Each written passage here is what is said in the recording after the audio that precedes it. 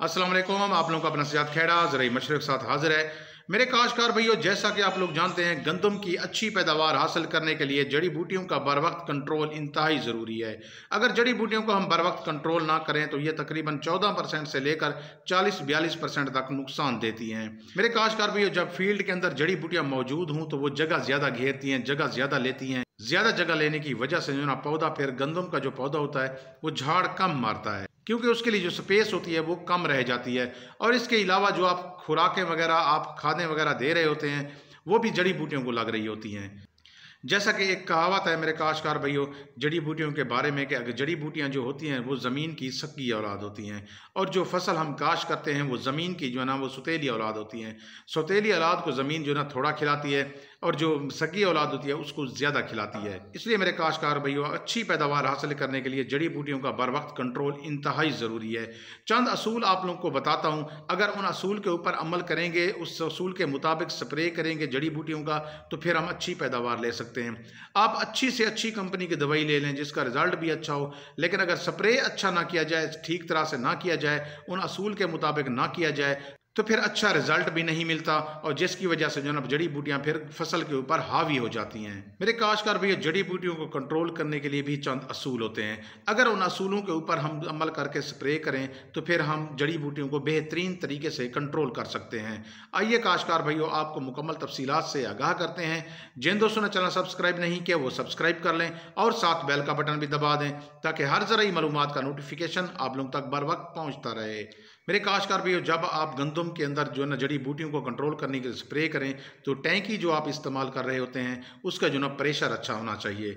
दूसरी बात मेरे काश्तकार भाइयों ये है, आप जड़ी बूटियों को कंट्रोल करने के लिए जो नोज़ल इस्तेमाल करनी है वो टी जेट नोज़ल इस्तेमाल करनी है, जिसको कट वाला फुहारा कहते हैं। उसके इस्तेमाल से ना फिर रिजल्ट अच्छा आता है। आपने एक काम करना है कि जब टैंकी आप इस्तेमाल कर रहे हों, जड़ी बूटियों को कंट्रोल करने के लिए स्प्रे की तैयारी कर रहे हों, तो आपने टैंकी को भी धो लेना है। बाज़ वक़्त ये होता है कि और किस्म की दवाई जो है ना उसके ऊपर लगी होती है टैंकी के ऊपर, जब आप इसके ऊपर स्प्रे करते हैं गंदम के ऊपर तो फिर स्ट्रेस वगैरह आ जाता है। इसलिए आपने जो ना पहले टैंकी को बिल्कुल साफ़ सुथरा धो लेना है। उसके बाद जो ना आपने गंदम की जड़ी बूटियों की जो जहर है आपने उसको डालना है। आपने एक काम करना है कि कैलिब्रेशन कर लेनी है। कैलिब्रेशन से मुराद ये है, टैंकी को आपने ऐसे आम पानी से, सादा पानी से जो ना आपने भर लेना है। किसी खाली जगह के ऊपर या आप किसी फसल के ऊपर जो ना आप उसको एक टैंकी जो ना उसकी स्प्रे कर दें।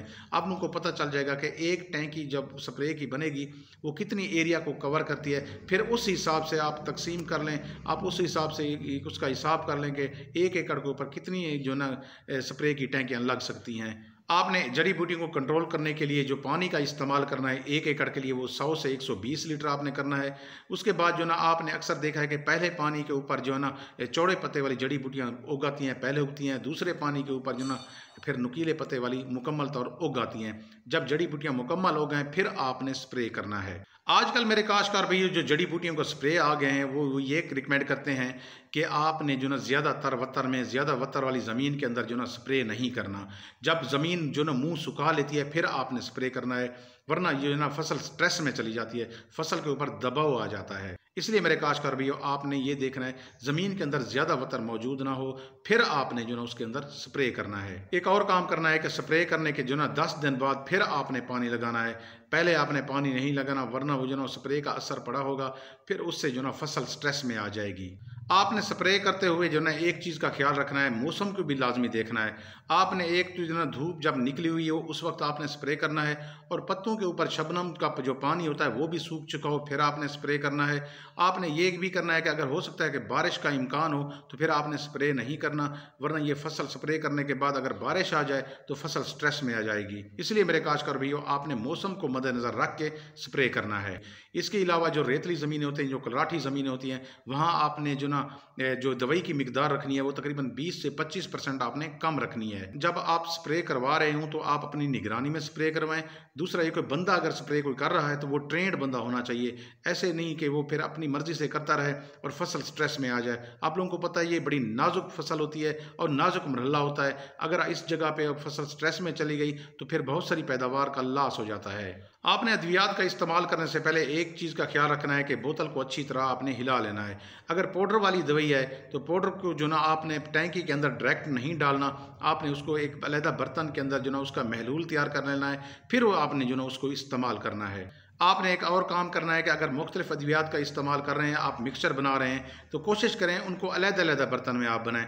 बाज़ औक़ात ये होता है कि इन दोनों को इकट्ठे ही जो ना मिक्स करने से टेम्परेचर हाई हो जाता है, उसके अंदर केमिकल रिएक्शन शुरू हो जाता है, जिसकी वजह से जो ना फिर वो अपनी अफादियत खो देती है, उसका रिज़ल्ट अच्छा नहीं आता। मेरे काश्तकार भी आपने कोशिश करनी है कि पानी का साफ़ सुथरा इस्तेमाल करना है, खड़ा पानी ना हो, गंदा पानी ना हो, नहरी पानी आपने इस्तेमाल नहीं करना, आपने साफ़ सुथरा पानी इस्तेमाल करना है। और जब आप स्प्रे कर रहे हों तो जो फुआरा है उसका जो लेवल होना चाहिए वो तकरीबन 2 फुट ऊपर हो पौधे से, यानी घुटने के बराबर तकरीबन उसको होना चाहिए। आपने बिल्कुल नीचे नहीं लेके जाना, वरना बहुत ज़्यादा स्प्रे उसके ऊपर लग जाएगी और स्ट्रेस आ जाएगा उसके ऊपर। आप लोगों को पता ये भी होना चाहिए कि ये जो अद्वियात होती हैं ये सरयत पजीर होती हैं।